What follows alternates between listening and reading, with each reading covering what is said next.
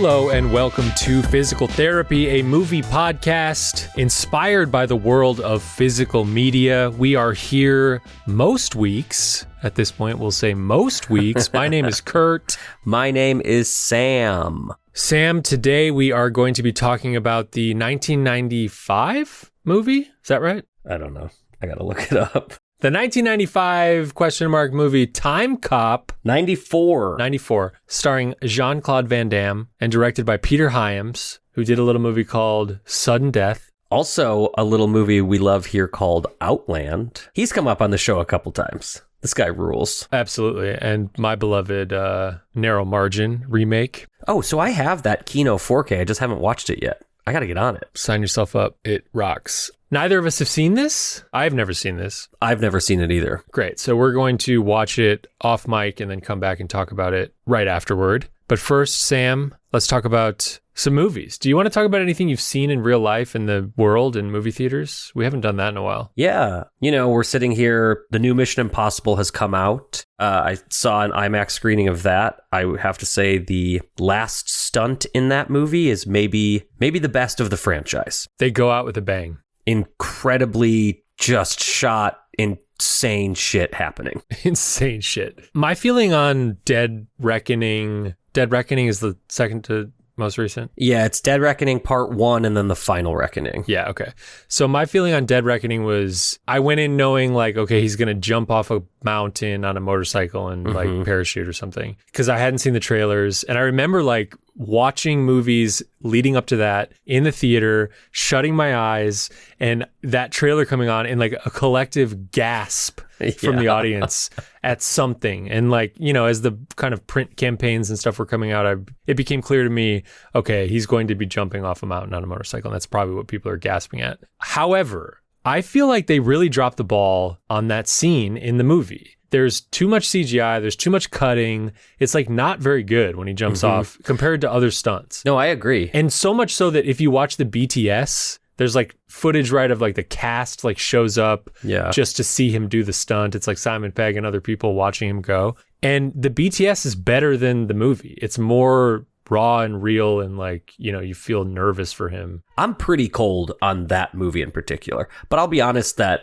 I think these last two movies in the franchise are two of the weakest ones. Yeah, I think I'll finish my point here. I think that the final big set piece of the Final Reckoning, which has a lot of representation in the print campaign. So like I was going into it feeling like fool me once a little bit. I was worried that it wasn't going to hold up, but it is fucking amazing, the end of that movie. Yeah. I do agree. I think that the second to last one is maybe the worst one. I kind of like to stick up for MI2. But I feel like as a whole, the last one is just not, it doesn't have the heights of the others. No, I think the other thing is that the bad guy AI is just like the lamest shit in the world. I kind of feel I don't hate it. I don't hate Interesting. The entity. Okay. I don't hate the entity. I think that the main bad guy, the person bad guy, is kind of lame.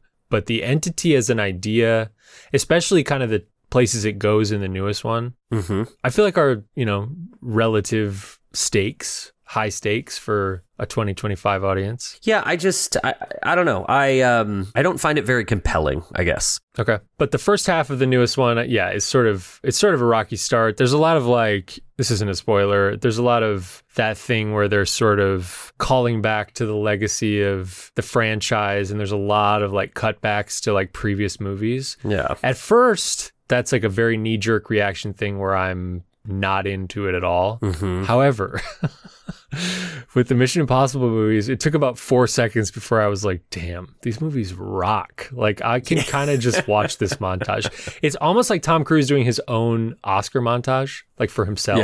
Yeah. But I'm there for it. Without saying too much for anyone who hasn't seen it yet, there's sort of an underwater sequence, maybe just past the midpoint of this movie, that is also, in my opinion, among kind of the higher highlights of the franchise. There's just some amazing ideas going on. I think the biggest issue that I have with this movie in general is that it's about 3 hours long and the first hour is like boring as hell. It's so long, dude.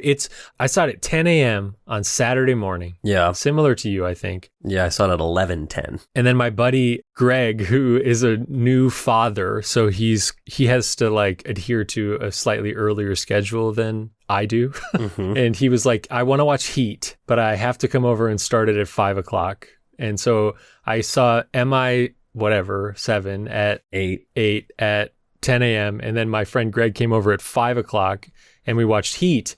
And I think that they are the exact same runtime. And that's crazy because Heat is like a movie you think of, it's like 2 VHSs. It's epic. Yeah. It's a saga. MI8 is like, okay, yeah, sure. It probably could have been an hour shorter. Oh, without a doubt. They rehash so much stuff that we already know from the previous movie. It's just it made me feel kind of dumb. Yeah, but I am an absolute sucker for Tom Cruise. Oh, yeah. You know. I'll take every absolute second of him that I can get. And I walked away pretty happy. Yeah, I wasn't mad that I saw it by any means. The final stunt made up for truly so much of the movie for me. Ooh, that 4K. Oh my God. That 4K is going to be so good. The color of those planes. I just hope they do the IMAX resolution. They will, I think, because Fallout does it. Or not resolution, aspect ratio. Yeah. Fallout does it. I don't think there was any of that stuff in Dead Reckoning, was there? When he jumped off the thing, was it IMAX? I can't remember. Couldn't tell you. I don't think the 4K is like that. I've watched it once on 4K, but I bet they'll do it for this. I hope. Final Destination Bloodlines. Oh my God. Just what a fucking riot, dude. Who would have thought that like 16 years later, they could pump out maybe one of the best entries in the franchise? It kind of makes you wonder why they haven't been doing that for 16 years, though. Like, what are they doing? Yeah, just give me one of these every year. Yeah, it is exactly what I wanted it to be. Incredible kills, hilarious. It's one of those franchises that gives you exactly what you want. They give you these moron, hateable characters, and you're just sitting there going, how's this guy going to die? And when is this guy going to die? Yeah, pretty good. There's, oh man, yeah. Incredible kills in this movie. Without saying too much, what's your favorite one? The piano, probably. Oh, shit. Okay. I'm going MRI. Oh, yeah. Okay. Also incredible. That's pretty much it for me. I don't think I've seen anything else. I keep kind of punting Friendship. I really want to see Friendship, but I haven't had time. I honestly saw it last yesterday morning, but I'd taken some cold medicine the night before, and I don't think I was like fully awake for the movie, but I liked it. And also yesterday, I was treated to a 35 millimeter film print screening of William Friedkin's To Live and Die in LA. Damn. And just what fucking masterpiece, man. The first time I saw it, I really had a hard time with it because of the protagonist, William Peterson's character. Yeah. I was like, man, I don't know what's going on here, but the vibe he's giving off, this movie is making him the lead. I just like think he sucks. I think he's not cool. I think his masculinity is like really weird and it's just way too much. Dude, it's his walk. It's his walk. It's like his bulge through his tight fucking jeans. Yeah. It's like I could not hang with that movie the first time I saw it. But, you know, once you see it all the way through, I think it kind of lenses everything. And of course, now I absolutely love To Live and Die in LA. Dude, he hangs dong in this movie. He does. Yeah. What were we talking about hanging dong like way back? Harvey Keitel. Oh, yeah. For Bad Lieutenant. Yeah. When we recorded our episode Hanging Dong. That's a nice little transition into announcements. Sure. In a recent episode, we mentioned that Arrow had released sort of a video teaser, if you will. Like a promo reel. Yeah, promo reel on Instagram, showcasing some titles that'll be coming out this year. To Live and Die in LA is one of them. I remembered that in the theater last night, and I just got so happy. It's a 4K that came out from Kino, maybe last year or the year before that, which is excellent, and is sort of one of a few that Arrow's releasing that already exists on 4K, you know, on other boutique labels like Thief. Yeah, that actually just got announced today. Exactly. Yeah. Where are you at on that? Do you have the Criterion or? I have the Criterion Blue. I don't know if I'm going to upgrade. I think you at one time told me the 4K looks incredible, and I'm sure it does. It's one of those just like rain-soaked neon 80s movies. Okay, so I haven't watched. I have the Criterion. The Blu-ray looks amazing, I think is what I told you. Oh, okay. So I can only imagine that the 4K is like insane. I have the Criterion, I'm not going to double dip or anything on that, and that's also how I feel about To Live and Die in LA. Do you own To Live and Die in LA on 4K, and are you going to get Arrows? I have the Blu-ray from Shout Scream Factory with a slip sleeve, which I think is like way out of print at this point. Yeah, that was like a real diamond in the rough for a while. Yeah, and I probably will upgrade that one. I try to only upgrade titles that I know I like really love and will have people over to watch. Okay, the 4K is bomb. Okay. That Kino is so good. Hell yeah, I'm stoked on that, man. The green titles in HDR, I remember like when I watched it just being like, "Gah." It's so crazy. Yeah, what a wild, insane movie that is. A friend of the show, Eli, a listener of ours and a friend of mine who I met through our buddy Josh, he texted me this morning. I had not heard about this, and I texted you. But Criterion just announced a 4K box set, I think, of 10 films of Wes Anderson's. You hadn't heard about this at all? I hadn't. You read about it on Reddit, you said? Yeah. It's basically everything up and through The French Dispatch. I think it is everything up and through. Yeah, the exactly. French Dispatch. It does not include Asteroid City, which is, of course, after that, which I find to be a tragedy because I've been really waiting for a 4K of that. This is, in my opinion, like a really amazing looking Criterion box set. It's like every movie is a cloth-bound looking novel. Yeah. All very uniform, but, it feels like something like straight out of like the title sequences from Tenenbaums. They're all 4Ks. The only real drag here is that it's $500. Yeah. I will not be getting this. It's obviously going to be $250 at a sale, but that's pretty steep. Dude, have you ever paid $250 for a Blu-ray? No, I have spent $250 on Blu-rays, but I've never bought it's not a single, but I've not bought one thing that is not worth a box $250. set. No. Yeah, no way. And honestly, my love of him is so gone that I'm like, I have the ones I want. Okay. I will never upgrade anything of his. Got it. I don't find it to be worth it. I thought The French Dispatch was like one of the worst pieces of shit I saw when I saw it. Sure. And I hated Asteroid City. So you hated Asteroid City? I just think that he's all style and no substance. I don't think he has anything to say anymore. Oh, man. I think emotionally that movie lands really hard, Asteroid City. Whereas French Dispatch doesn't. It like doesn't really have a lot of emotion. I'm happy for people who want it, but it like does nothing for me. Tenenbaums to me is just one of my absolute favorite movies. And I love many of the other ones right around then. Basically, I love everything through Grand Budapest, I would say, and Asteroid City. Like, I don't need to own Isle of Dogs. That's fine. Yeah, same. But what's interesting, what I was going to say is, according to The Disconnected, the Instagram site, Isle of Dogs and French Dispatch are getting 4K standalones the same month that one comes out. So it's like, okay, are the others going to get 4K standalones? Because like I would much rather pay $25 for Tenenbaums and Life Aquatic and Darjeeling, I guess, and Grand Budapest. Like I'd rather pay $100 for those four and call it, and keep Bottle Rocket on Blu-ray. Well, that's my thing. Yeah, like do you need Bottle Rocket and Rushmore on 4K? Like the upgrade isn't going to be that much better. I forgot about Rushmore. And Rushmore, I just rewatched Rushmore. Like Rushmore is one of my favorite movies of his. I love his early stuff. I love it, truly. It just, he makes a turn that I just don't care about. But like Life Aquatic would look incredible on 4K. It's all going to look amazing.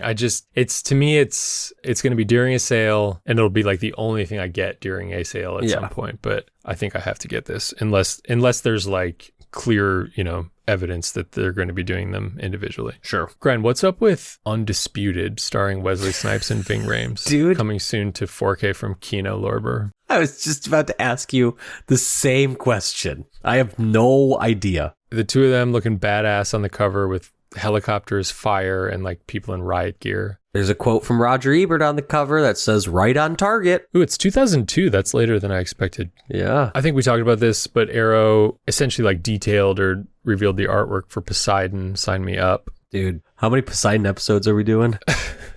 What's up with Enemy Territory? Another one I do not know at all. Looks cool, though. Another Arrow Blu-ray. What else was announced? There's a date for Happy Gilmore, August 19th, which I'm really excited for. Vinegar Syndrome's mystery titles were revealed. Yes. That was Let's Scare Jessica to Death, which I'm stoked on. And another big one. What was it? It was... Well, they reissued a variant limited edition of the Amityville Horror, the original. But the other, along with Jessica, was a Stephen King movie? Yes, that's it. The Dark Half, the George Romero directed Stephen King, kind of telling the tale of when Stephen King was outed as Richard Bachman. So it's like a writer who writes under a pseudonym, who then the pseudonym starts killing people because like the writer kills off the pseudonym. It's cool. It's Timothy Hutton And the woman who plays Shanice in Uncle Buck. Shanice Kobolowski. Yeah. Oh man, it really made me laugh when you were like, "Do you have any idea how many Shanice Kobolowskis I grew up with?"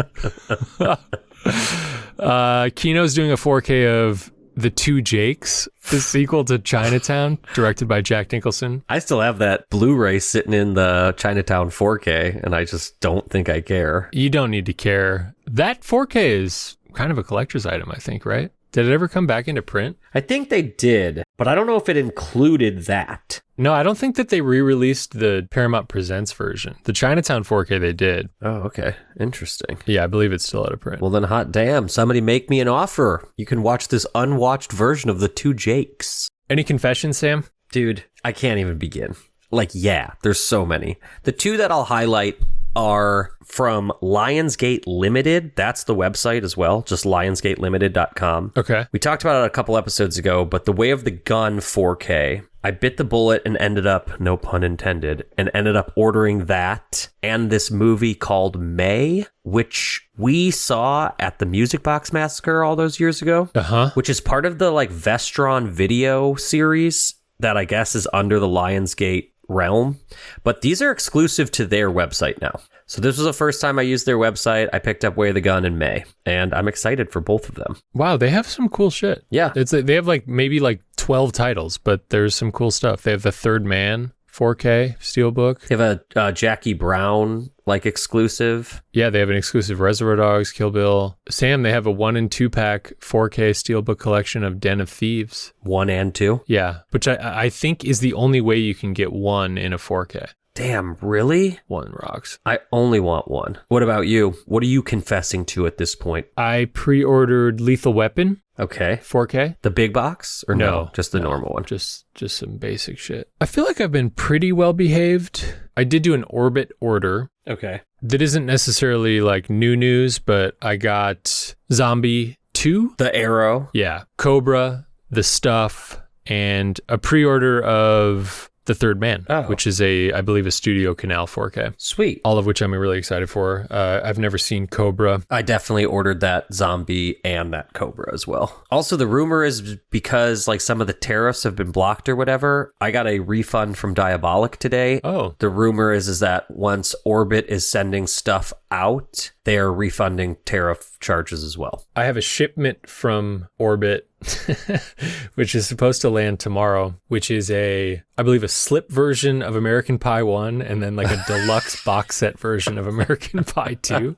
which I believe are from the UK. So I'll take my refund on the tariff. Look out for an email for that and let me know what it says. I did purchase it prior to that though. So I wonder then you might not have been charged for it. Yeah, I'm sure not. All right, Sam. Well, should we do this? Timecop. Should we get lost in time? All I know is this is a Jean-Claude Van Damme movie on what used to be an Arnold Schwarzenegger podcast. That is now maybe a JCVD podcast. I guess. I mean, we did Sudden Death. It's been a long time since we've spent time with Arnold. We got to go back. You got to get Raw Deal, man. Do you have that like in the wings, ready to go? Shane Pyle? Yeah, man. Fuck. Yep. Raw Deal and Red Heat, baby. How long do you think it'll take before Jingle All the Way comes out on 4K? I don't know, but Drew better buy us all a copy. All right, we are going to hop off the microphones and watch 1994's Timecop, directed by Peter Hyam, starring Jean-Claude Van Damme. I know this movie only by its poster and its title. I can only assume what we're in for. This is a Shout Factory 4K that came out this year. Yes, it's a great poster too. Fantastic. Sam, I'll see you on the other side. See you in the future. Or the past, depending how this goes. Oh my God, dude. We are back. We are back from the future, or maybe the past. I think the past. Okay, so we both had said that we've never seen this movie. And I just got to say that about 14 seconds into this movie, I was like, this is the best movie ever made. Okay, here's the question though. Is the first 2 minutes of this movie the best part of the movie? What are even the first 2 minutes? This movie opens in like Georgia in 1864. Yeah. There's a bunch of Confederate soldiers carrying gold. What are they called? Bullions? Booleans. The fuck is a bullion? Well, like a bouillon cube is like a thing you can make broth out of. It's like condensed. You put water on it, boil I it. feel like that's not what they're doing. No, here, though. it's not. Maybe it's like a cube of gold. I don't know. It's a cube of gold. Yeah. It's a cube of gold. They got gold cubes. They're carrying it to General Lee, right? Mhm. Like they're on their way to General Lee. Yep. They're riding through the woods in Georgia in 1864. They come across a man wearing a trench coat. One of his hands is just like obviously inside of his coat holding some type of weapon. He's standing in their path and they're sort of like, buddy, get out of the way. And he's like, you know what? You should give me your gold because I know where you're going and I know what you have. And they aren't intimidated because there's like 9 of them. And this man is only one. After giving him a chance to move, they sort of advance on him. He opens his trench coat, this man, and pulls out 2 futuristic, like laser pointered machine guns in 1864 and absolutely smokes these Confederate soldiers. Just mows them down. It was awesome. Yeah, it's awesome. And then, it cuts to 1994. We're introduced to Jean-Claude Van Damme, who is in the mall with his Not even, hang on. Oh. We immediately cut to 1994, Washington, D.C. Yeah. And there's sort of a meeting of politician officials, they're trying to get funding for something called is it TCE? TEC. Time Enforcement Commission. So it's revealed that time travel in 1994 has just been discovered. Mm-hmm. The ability to time travel. And look, I'm going to do my absolute darndest to not talk about Tenet this entire show. But there's a very similar Tenet moment where they hand out packets and they're like, all of the science about how this was done is in this packet in front of you, but don't worry about it. Yeah. Just don't worry about it. Which is a very similar Tenet moment of don't think go about with it, just feel it or whatever. And so they're basically pitching whoever to pay for an agency that's going to enforce how time travel is done, because immediately it's sort of made clear by our prologue that one could travel back in time with knowledge from the future in order to set themselves up later to be rich, to steal money via Confederate soldiers or many other ways, which we'll see a few examples of in this movie. And they can't go to the future because the future hasn't happened yet. In this universe, you can only go into the past via time travel. And it has the sort of Homer Simpson can't step on a plant in prehistoric times, or it's going to... Yeah. They're talking about ripples, throwing a stone into a pond. Exactly. So then we're introduced to Jean-Claude Van Damme, who's like a security guard. He meets his wife, who is played by Mia Sara, who I'm not sure I've ever seen in a movie other than Ferris Bueller. A little movie called Motherfucking Legend. Oh, shit. Duh. Yes, she's Sloane in Ferris Bueller. So they meet in the mall. They go home and have really passionate, really strangely shot sex. And then 4 dudes break into Jean-Claude Van Damme's house. After she's obviously about to tell him that she's pregnant. Yeah. And then doesn't, because he's like, I gotta go to work. Can this wait? They beat him up and then they kill his wife. It then cuts to Wall Street in 1929. This movie absolutely rules, dude. Also based on a comic book by Dark Horse. Exactly. And it feels kind of like a comic book, whereas the logic is sound for the movie, but doesn't really make any actual sense. Mm-hmm. But in the best way possible. In the way that you want it to, where you can just buckle your seatbelt and go along for the ride of this ridiculous movie. So it's 1929. There's a guy who's walking into a Wall Street building in New York. Someone has thrown themselves to their death and is dead on the ground basically in front of the building while this guy walks in, and he's like, shit happens.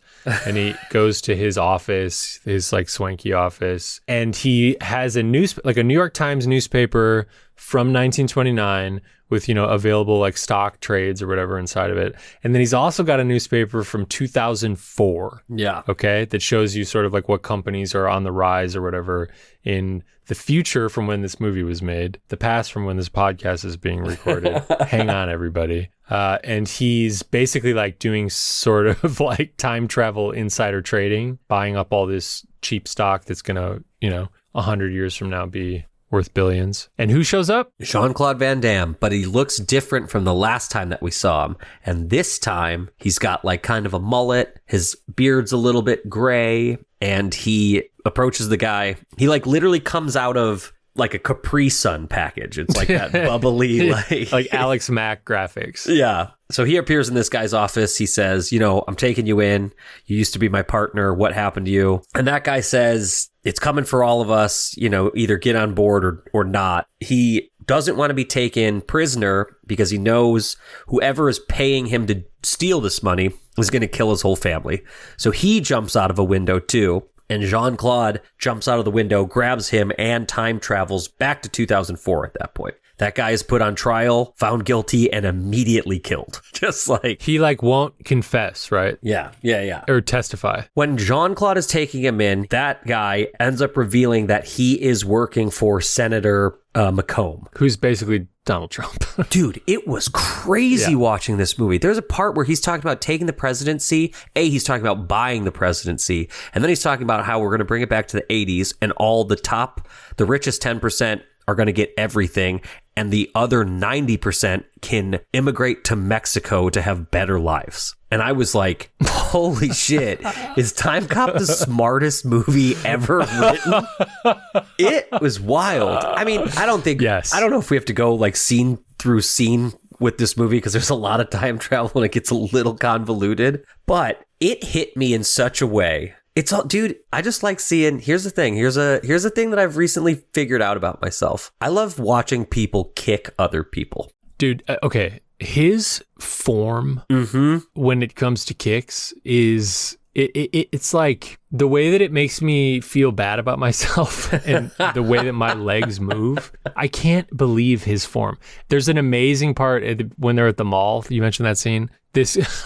He's like talking to his wife and he's a security guard, and all of a sudden this guy he looks like he's like a penguin henchman from Batman Returns, but like without any makeup, just starts like roller skating through the mall and he snatches a woman's purse, and Jean-Claude Van Damme stops him by just sort of like raising his foot, his leg up like to the level of his eyes. Like Jean-Claude Van Damme's foot is at his eye level, and this like the guy comes right up to the foot, bottom of his shoe, and Jean-Claude's like tells him to like read the bottom of his foot, and the guy reads the brand. What does he say? Like read between the lines? Wolverine. Yeah, and he's like, does he kick him? No, he doesn't end up kicking him, but he just holds that pose with his foot at that guy's face level for like 26 seconds. Incredible. And there's a lot of parts like that where he's just like, his foot is just absolutely above his eyes. There's a scene in which, to avoid him getting electrocuted, he jumps in the air, does the splits,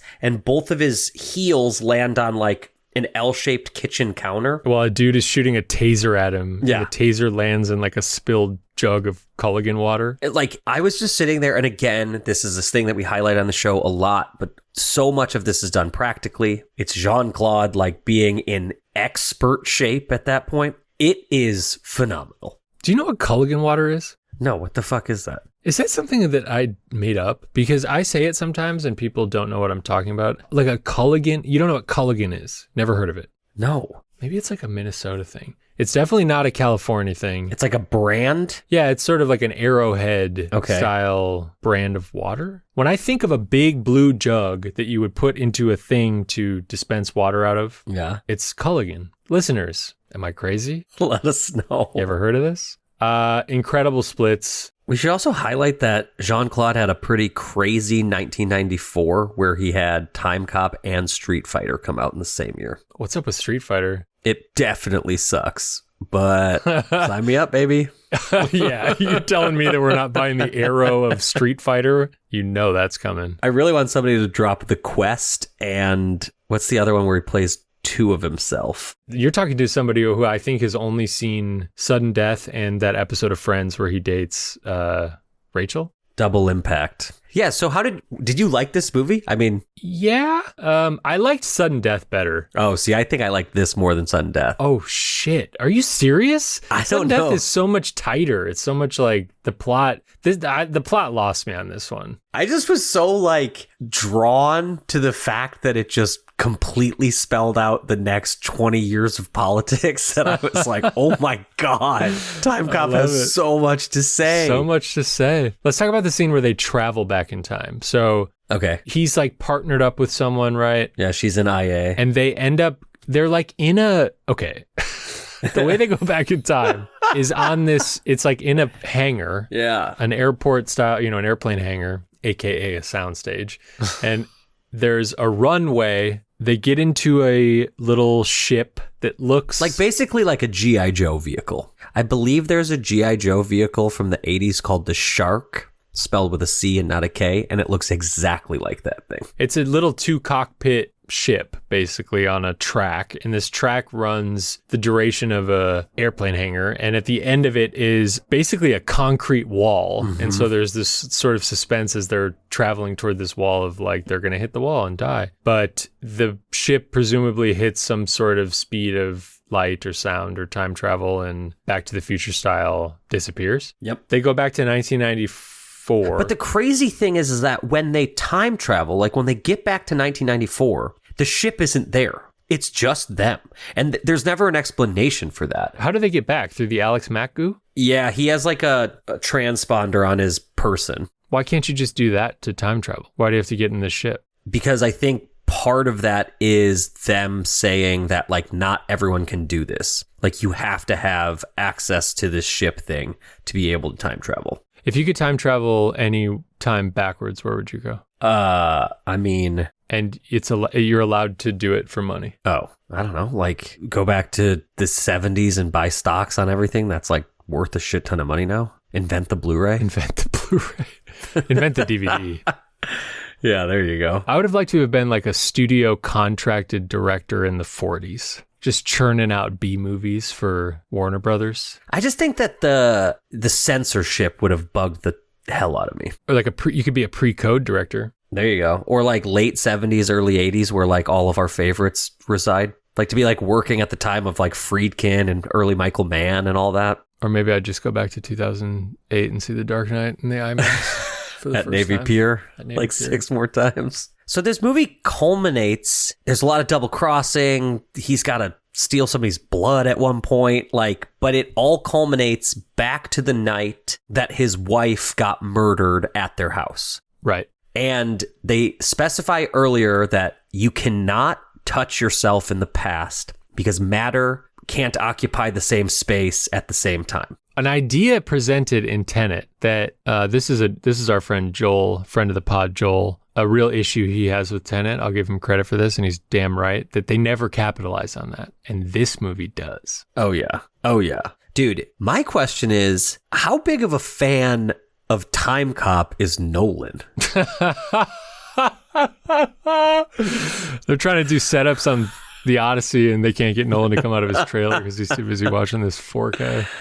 Oh, man. I didn't even think of the Tenet thing until you said it, but now having heard it, it is spot on. You want another hot take about movies influenced by Timecop? A little movie called Minority Report. There's a scene in this movie where Jean-Claude Van Damme in 2004 gets home to his sort of futurist apartment, and he spends time watching home videos of his dead wife and that he presumably took or whatever, and he's watching them and sort of reciting all of his lines that he was saying behind the camera at the time that he recorded it. I'm pretty sure that's like straight up in Minority Report. I also love the 2004 technology that we see in this movie. Like the cars. The cars that they are drive, so dude. bad. They're so bad, dude. I was cracking up anytime they're on a screen. It's like an Oldsmobile that somebody just put a bunch of plastic on the outside of. They just built it up and out. And let me tell you something. The future cars are not going to be bigger. Well, tell that to the Cybertrucks, I guess, but they look really bad in this movie. They do. They look real stupid. And it's funny because he like walks into his apartment and it says like, you have no new messages, which is just such a 1994 idea of what the future is going to be. Yeah, you've got mail. Yeah, because it's like we all have a phone glued to our hands. Like we all know our messages at all times. I don't know. There was something just so charming about this movie. I love it. You love it. I really do. That surprises me. I thought you would be having a hard time with this. Oh, no, dude. We should talk about the climax. Okay, let's do it. It's basically, the overall arc mission of Down on His Luck 2004 version of Jean-Claude Van Damme is that he lost his wife and he's trying to, on some level, rewrite history and bring her back. Yeah. And so the end of this movie, he ends up back at the mall on the day that, the movie started or whatever. He's talking to his wife as the 2004 version, and he's convincing her to not let 1994 version of Jean-Claude Van Damme go to work, to leave the house, because that's, how he died or how he was shot and wasn't able to protect her. He didn't die. And so the end of this movie, we revisit the sort of siege of these henchmen who we now know are Donald Trump's henchmen. I got to also say real quick, the ugliest, and I'm not trying to come down on anybody, but these are some of the ugliest dudes I've ever seen in my life. Oh, it's so good, dude. The two guys who are following him around the mall, one is the most unbelievable bald ponytail, and the other is a mullet, but he has shaved his head all the way up to the top level. It's insane. And they're wearing trench coats. Yeah. And they just look like Super Nintendo goons, and no one is hey, what are you doing here at any time? It's really funny. So we're sort of revisiting the opening, ish scene where the wife dies, where he's shot. But now, you've got Mia Sara, who's sort of aware that there are two Jean-Claude Van Dammes and is kind of preventing the first, the normal one from leaving. And you have 2004 Jean-Claude Van Damme, who knows what's about to happen. And so you have two Jean-Claude Van Dammes fighting the bad guys. One with a mullet, one without. The one thing that I did not like about this part in particular is that it's pretty clear that there's 3 goons, and then all of a sudden there's 5 of them. And I didn't understand where the other ones came in. Sure. The 3 die, and I'm oh, okay, well then we're good here. And then it was not the case. Listen, Timecop doesn't have time for these questions. There's some really fun stuff with them hanging on the roof of a house. Really great stunts. Somebody gets shot through a roof. That part was awesome. I loved it. Oh, yeah. Mia Sara unloads a futuristic pistol into a guy's balls from underneath the roof, and it rocks. I can watch dudes get shot in the balls all day. 100%. Okay, so it sort of ends with the politician who, I don't know if we said this, but there's a big scene when they first go back in time to 1994 after they, the ship stuff we talked about, seeing how the mechanics work of sending them back in time, where the politician is preventing himself in the past. So there's 2 of this guy from selling his stocks in a computer chip company or something, and therefore preventing himself from getting billions of dollars. This politician is trying to finance his run for presidency basically by abusing the time travel kind of agreement to not go back in time and make money. He's the villain. We're in the house with him and his henchmen, and there's a time bomb. There's some C4 in a very sort of futuristic looking pipe bomb looking thing, right? Yeah. Okay. Yeah.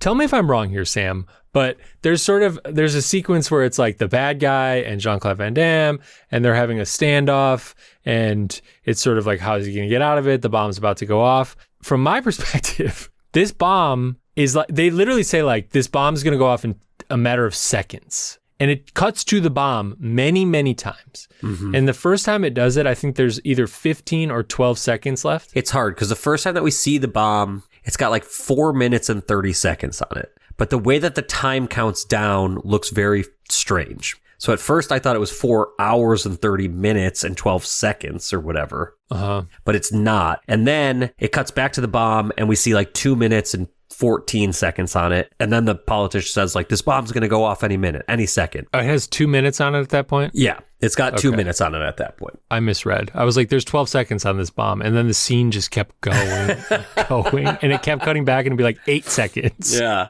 Okay, that's my bad. But yeah, I mean, ultimately, the house blows up. Jean-Claude Van Damme somehow brings back both versions. He brings back the previous timeline version of the bad guy politician Macomb. and throws them together so they physically touch. Yeah. Which is the one rule. You can't do that. You can't physically touch your past self. They basically combine and become a red Capri Sun Yeah. and melt into the floor pretty much. Yeah, it's dope. It's awesome. I mean, it's like really bad CGI, but it was fucking awesome. Yeah, it's like, this is what Tenet needed. Can you imagine if they did that in Tenet? Are you kidding me? Can you imagine if they did that in Tenet? You know, here's the biggest issue with Tenet. None of the fun that is in Timecop is in Tenet at all. Tenet's one of the most unfun movies I've ever seen in my life. That is a mistake, but I do agree with you that if Kenneth Branagh touched like past Kenneth Branagh and they turned into like a CGI red goop, Yeah. but like a Nolan version of that, Yeah. it'd be fucking Yeah. insane. The other problem with Tenet is Kenneth Branagh. No, dude. Okay.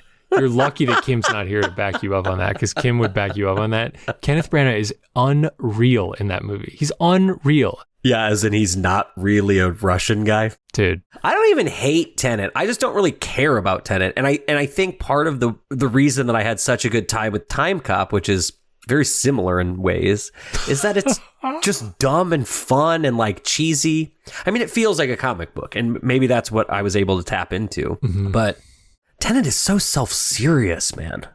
I don't know, man.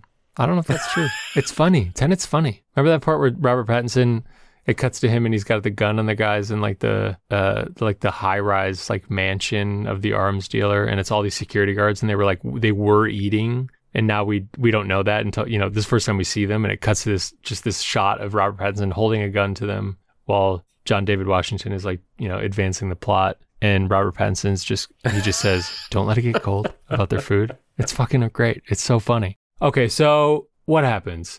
JCVD saves the day. He gets his wife out of there. Old school Jean-Claude Van Damme is not dead. He's got a bulletproof vest on. He always did. Now his wife's not dead. Then it cuts back to 2004. Yeah, so Jean-Claude Van Damme is like getting back to the police precinct of where he was, and everything is kind of back to normal. He's making mention of all this shit that happened, and everyone's like, what, do you got a hole in your head? Are you okay over there? What are you talking about? And so he knows that the decisions that he made in the past have affected the future in a positive way. Yeah. Donald Trump is no longer president. He's actually dead because he touched himself and then blew up in a house. Yep. And Jean-Claude Van Damme goes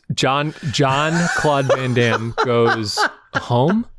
Yeah, he goes to his house. He gets in one of his ugly, stupid cars. It's so bad. I don't know, dude. If somebody was like, hey, you want one of these cars? You'd say no? Yeah, it looks like somebody like built, what's the name of the Ghostbusters car? Ecto 1. Ecto 1. It looks like the Ecto 1, but like without windows, built on top of a Prius. Yeah.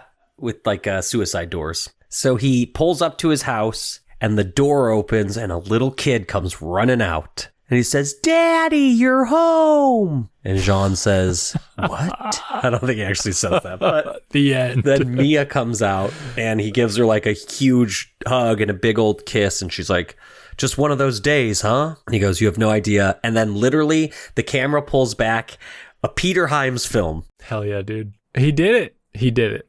It is so dumb, so awesome, so fun. I'm here for every moment of this movie. I had a great time. Me too. You know what I thought was weird though is that this is from Shout Factory, but on the Scream Factory sublabel. As in, it's a Scream Factory release? Yeah, which is usually only horror movies, and this could like not be further. Are you sure about that? The logo that played when I started the disc was not Scream Factory. It was Shout. I know. It goes Shout Studios into Scream Factory, and I only know this because I thought I heard the like music that plays on the Scream Factory logo, and then my Blu-ray player froze while we were watching this, so I had to restart it, and it definitely came up, which I think is very odd. It's not scary. Not at all. It's like it couldn't be further from a horror movie, really. Great looking 4K, I thought. Oh, incredible. Yep. I thought all the greens and all the sets looked super good and fun. Yep. Notably, not a single Not a single special feature to be found. Really? I didn't even look. Not a single one. No And way. It's funny because like on the back of the box, they advertise like special features, 4K restoration of the movie. It's like, that's it. That's not a special feature. That's just the movie. But that's fine. Yeah, whatever. I don't think I would go back and watch a bunch of special features for Timecop. I would say like you can, especially with what Kurt just said with no special features, you can probably hold off for a sale on this one. But I do think the disc is great. And if you're like us and you enjoy these kind of mid-tier 90s action sci-fi movies, this is definitely worth picking up. Absolutely. Had a great time. Can't wait for Shout Factory to do End of Days, directed by Peter Hyam. Let's fucking go. 4K. Damn, would you double dip? Yeah. I'll double dip and do an episode about it. Yeah, I was just going to say, when are we doing End of Days again?